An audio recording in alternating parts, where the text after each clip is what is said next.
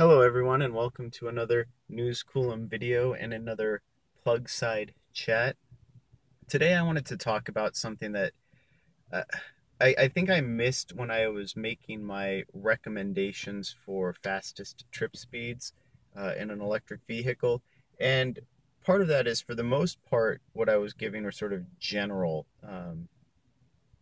tips, but there's something that's very specific to the Bolt EV that I think you guys might want to consider when traveling, because what I hear a lot and what I see a lot in comments are people who are, I feel like they're being very risk averse in their trips and not necessarily trusting the vehicle to do what it says it's going to do. And essentially it's leveraging the state of charge, right? So in I'm finishing up a video that I'll be posting in a few days, probably, about one of the trips that I made from here in Southern California to Northern California, my regular trip. And it was about 9 hours and 45 minutes to go almost 500 miles. So that's a very fast trip speed, especially considering it represented a net elevation increase of about 1,500 feet. So the reasons I was able to do it, and for me this has been the norm, but looking back on the video I realized every time that I stopped for a DC fast charging session, my indicator had already turned orange. So my range estimator was already in the orange, already telling me that I had a low battery, essentially, that I needed to charge. And the reason this is important is, as long as you have access to the fastest chargers, if your battery isn't in orange or really close to, below 15 to 20% state of charge at the time that you stop for a DC fast charger, you're going to be wasting some of your time, because that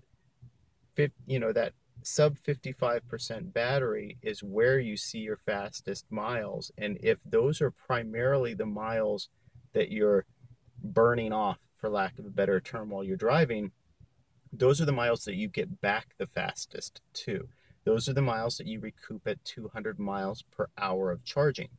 So in my case, I stopped for dinner. I think I had a 1 hour charge, a little less than that, when I stopped for dinner, and I had stopped at about 10% battery.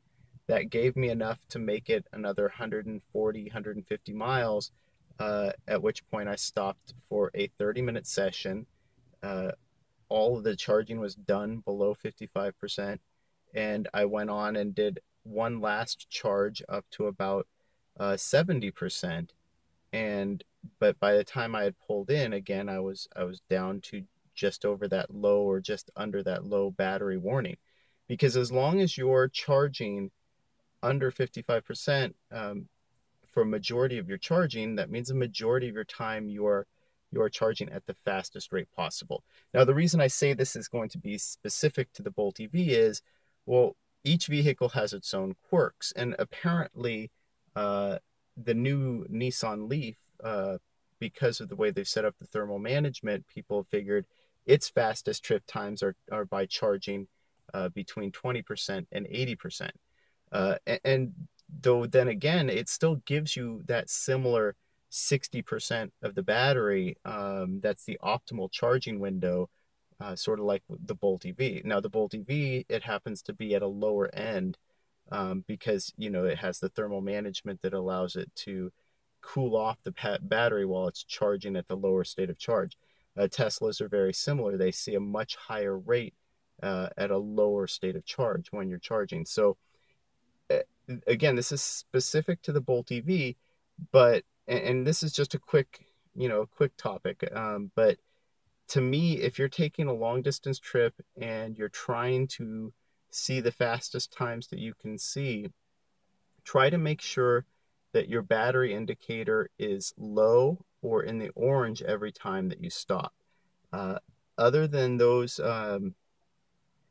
few Bolt EVs who've had like battery recall issues or battery cell or failures, um, it the car runs fine all the way down to 0 to 1% battery. You'll have a reduced propulsion under 5%.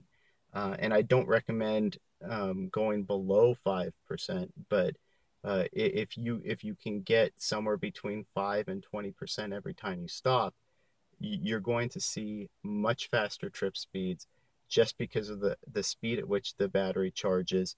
And again, some people say, well, I need extra range.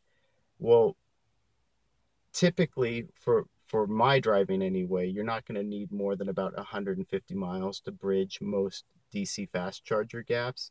And that's pretty easily doable with about 70 to 75% of the battery.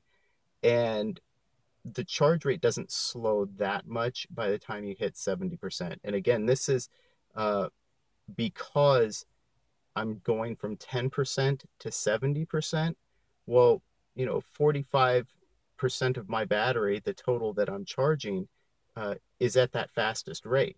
And so only a smaller portion of it, that maybe 15%, is at that slower rate, which means the average charge speed that I'm seeing up to about 70% battery is about 42 kilowatts on 125 amp chargers, which puts the Bolt EV, right in the ballpark of basically every other fast charging uh, battery electric vehicle right now on those 125 amp chargers. So again, this is very specific to the Bolt EV, but I feel like if you can't be both conservative and risk averse, uh, while also maintaining the fastest trip speeds in your Bolt EV, you just can't do it. So that's just my suggestion for you guys. If you are driving the Bolt EV, try to maximize your trip speeds by leveraging as much of the battery as you can down to as low of a state of charge as you can. So I hope you found that helpful. This is more of a tip, less of a plug side chat talking point. But if you enjoyed it, like and subscribe. I'd love to hear what you guys think about it. I know there are a lot of exceptions to the rule, but these have been my experiences so far.